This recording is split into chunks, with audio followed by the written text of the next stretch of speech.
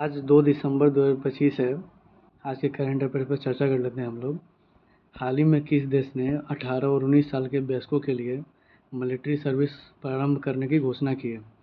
Option है France, Germany, UK, Italy. इसका answer France हो जाएगा। इसके फैक्ट्स को देख लेते हैं हम लोग। फ्रांस के प्रधानमंत्री इमैनुअल मैक्रों हैं। टारगेट है 2035 तक 50,000 नए सैनिकों को ट्रेनिंग देना और हथियार चलाना सिखाना। चलिए अगले क्वेश्चन पे आते हैं। भारत मालदीव के बीच संयुक्त अभ्यास इक्वेरिन का 14वां संस्करण कहाँ प्रारंभ हुआ है? इसका आंसर केरला हो जाएगा बी। इसके फैक्ट्स के बारे में देख लेते हैं हम लोग। इसका आयोजन त्रिवेंद्रम में होगा। इक्वेरिन का अर्थ दोस्त होता है। विश्व G20 समिट जोसनबर्ग साउथ अफ्रीका में होगा। चलिए अगला क्वेश्चन देख लेते हैं।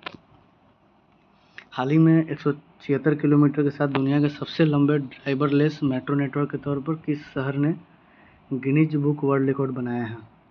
Riyadh, Abu Dhabi, New York, Tokyo. इसका आंसर रियाद हो जाएगा। इसके फैक्ट्स देख लेते हैं हम लोग। भारत का सबसे तेज़ मेट्रो नमो भारत है। भारत का सबसे लंबी मालगाड़ी रुद्राक्ष है जिसकी लंबाई 4.5 किलोमीटर है। यहाँ इसका आंसर दे रखा है, आप PDF में इसका आंसर देख सकते हैं आप लोग। चौथे नंबर क्वेश्चन पे आते हैं हम लोग। भारत ने वर्ल्ड स्किल एशिया कंपटीशन 2025 में कौन सा रैंक हासिल किया है?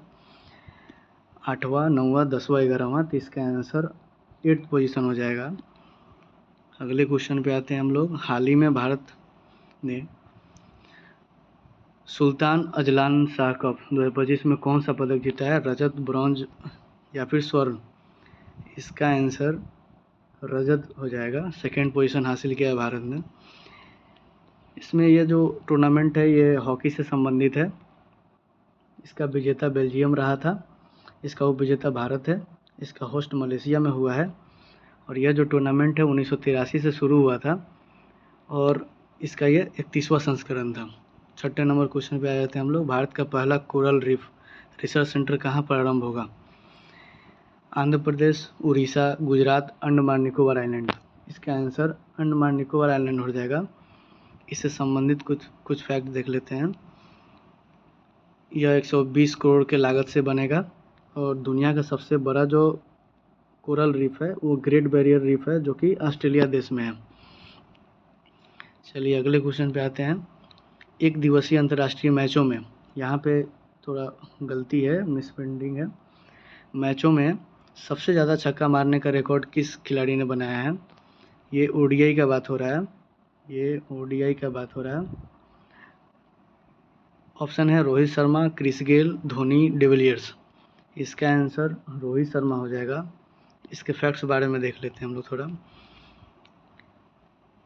रिकॉर्ड अभी तक जो है शाहिद अफरीदी के नाम पे था जो कि 351 छक्का के साथ पहला पोजीशन पे थे और हाल ही में रोहित शर्मा 352 छक्का लगाने के बाद इस रिकॉर्ड को तोड़कर पहला स्थान प्राप्त हो गया उनके पास।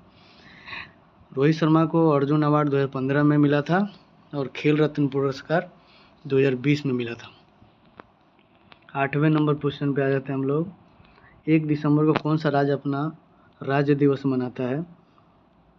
ऑप्शन है सिक्किम, नागालैंड, त्रिपुरा, मणिपुर। इसका आंसर नागालैंड हो जाएगा।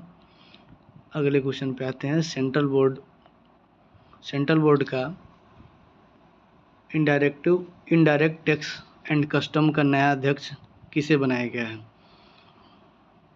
ये इसका आंसर विवेक चतुर्वेदी होगा।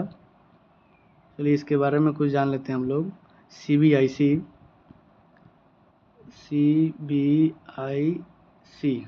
CBIC का हेडक्वार्टर न्यू दिल्ली है और फाइनेंस मिनिस्टर के अंदर ही आता है। इसका स्थापना 1944 में हुआ था और इसके नए अध्यक्ष विवेक चौधरी बनाए गए हैं। ये अंतिम क्वेश्चन था। धन्यवाद।